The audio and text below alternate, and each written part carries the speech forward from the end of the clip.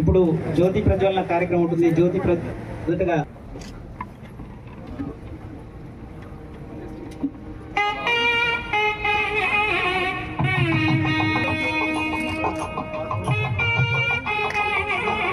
తెలంగాణ రాష్ట్ర ప్రభుత్వం ప్రతిష్టాత్మకంగా నిరుపేదలకు నీడ కల్పించాలి అనే సదుద్దేశంతో ఇందిరమ్మ ఇళ్ల పథకాన్ని శ్రీకారం చుట్టడం జరిగింది. ప్రతి పేదవాడికి ఇల్లు నిర్మించే వారికి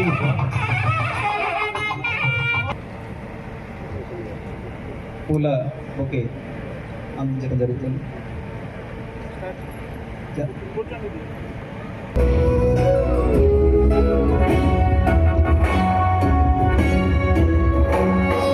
జయ జయ హే కోటి గొంతుకలు ఒక్కటైన చేతనం తరతరాల